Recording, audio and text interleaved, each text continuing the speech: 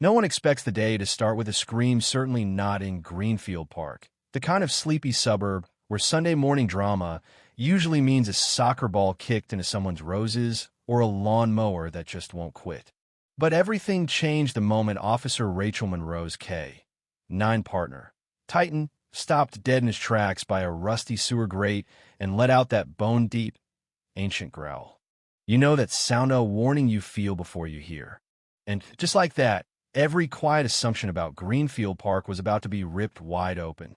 I'd walked those trails 100 times, thinking I knew every bend, every routine jogger, every older couple with their tiny dog bundled in sweaters. But that day, Titan wasn't himself. His energy was all off, not squirrel hunting or bored, more like he knew something was wrong but couldn't tell me what. When he dragged me off the path toward those old storm drains by the tennis courts, I hesitated. "Titan, hail!"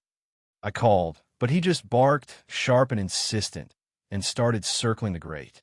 I bent down, heart pounding, and that's when I saw it, a flash of blue fabric stuffed out of sight like someone tried to hide it in a panic. I radioed impossible item recovered, requesting backup, and reached in, working the fabric loose. It was a kid's backpack, small and blue, stickers sun-bleached and peeling, the zipper snapped, one strap sliced clean through. I unzipped it slow, careful. Inside, a rumpled sweatshirt, a cracked plastic toy, and that unmistakable smell, human, recent, not rot, but fear. Titan pressed his nose closer, pawed the metal, then looked up at me, as if to say, "We're not done." Forensics arrived and bagged it up.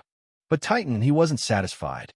He pulled toward the tree line, body tense, every muscle saying there was more.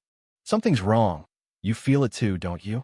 I whispered, and Titan barked, once pointing his nose east, toward the outskirts, away from the city, where construction sites and half-built condos gave way to open lots and silent barns.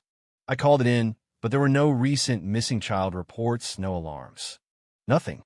Still, Titan pulled us onward, through mud, over a shallow stream, until he stopped again by a stretch of broken fence.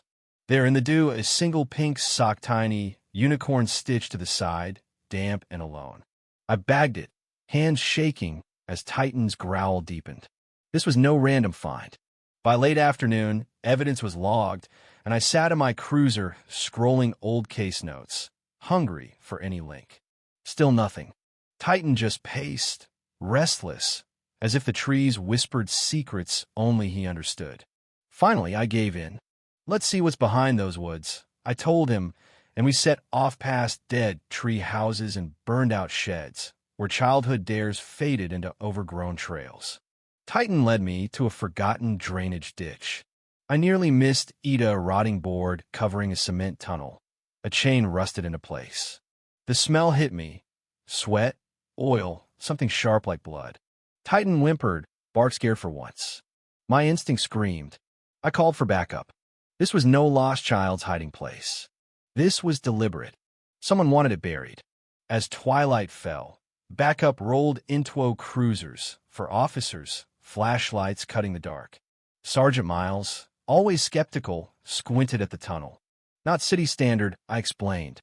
"Titan tracked the scent here." He nodded. "Monroe, you and Titan take point." We ducked inside. The air changed, thick and heavy, boots splashing through ankle-deep water. Graffiti scarred the walls, and spider webs drooped from every corner. After maybe 300 feet, Titan froze. My light found a barricade, crates stacked to block a side room. Behind it, a chamber. Concrete, windowless, one blanket, a child's chair, a half-empty bottle. Scratches on the wall. Tally marks. Titan pawed a loose tile, revealing a stash wrappers, a battered tablet, a one-eyed teddy bear. Someone had been living here, and not by choice. Miles called it in, but Titan kept pulling down another 100 feet to a ladder leading up to a manhole. We climbed adrenaline high and surfaced behind a fence at a decrepit house. Curtains shifted. "Movement," Miles whispered. We circled to the basement, and Titan went wild at the door. When we burst in, the place was a nightmare. Stalls with locks, chains hanging, a camera still warm, filming. Titan knocked it over, and I found a folder photos of parks, kids, even me walking Titan just weeks ago. Someone was watching us. When we caught the squatter Daryl Finch, nervous, unwashed, laughed and said, "I just watched the place." He wouldn't say who for. That night, Titan couldn't settle. He paced the garage, ears pricked until I finally caved. "Where to?" I asked. He barked, and we drove east, past truck stops and shuttered diners, to another house, this one hidden by brush, unlisted, cold as a crypt. Inside, more filing cabinets, maps with pins and red string routes, park trails, tunnels. It was a system. They were hunting. In the basement, a live feed showed a child, Mara Tinsley, missing for months, sleeping in a strange room. By the time backup arrived, she was gone, but the trail was fresh. Titan was already sniffing it out. The case made headlines, K. 9 dogs saves 3 children in a church bunker, but I wasn't celebrating. In the shadows of every lead, someone was watching, always a step ahead. We found more sites. A farmhouse with hidden rooms, a warehouse full of empty cages, and one bracelet Casey Winters, 6, gone for months.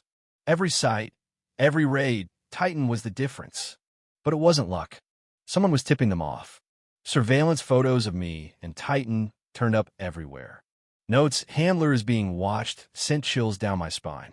One night, Miles found a tracker under my car. "They know you're close," he warned.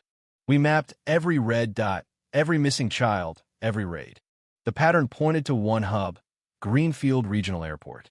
Mostly cargo, private charters, no scrutiny. The man behind it? Deputy Chief, keen-decorated, trusted, and lately in charge of airport security. Too many links to ignore. Miles and I took it straight to the feds, but I couldn't wait. That night, we went in sirens. No backup, just Titan and a steely resolve. In the dead of night, Titan led us to Hangar 6. Inside, metal crates labeled live cargo. My stomach flipped. Keen was there, calm as ever, uploading files. When I confronted him, he just smiled. "You're too late. They're already in the air." I didn't flinch. "I already published everything," I said. Outside, FBI agents swarmed in. Titan lunged, bringing Keen down as the agents took over. In the crates, 5 children alive. Among them, Mara Tinsley. The next day, the story exploded. Titan was a hero, I was a headline, but I knew the job wasn't done.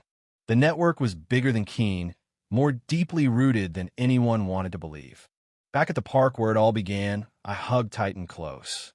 "You're more than just a partner," I whispered, feeling the weight and hope of every life we'd touched. Titan wagged his tail, eyes bright, already scanning the horizon for the next clue. But here's the thing, somewhere, the people behind this are still out there. Watching, waiting, hiding in plain sight. And Titan? He's not giving up. Not until every secret is dragged into the light. So let me ask you, what would you do if your dog led you to the truth the world wanted buried? Drop your thoughts in the comments. What's justice? What's enough? And where do we draw the line? And if these stories move you, subscribe to Heroes for Animals, where courage walks on 4 paws and every voice, no matter how small, matters. Stay safe out there, stay sharp, and never stop asking questions.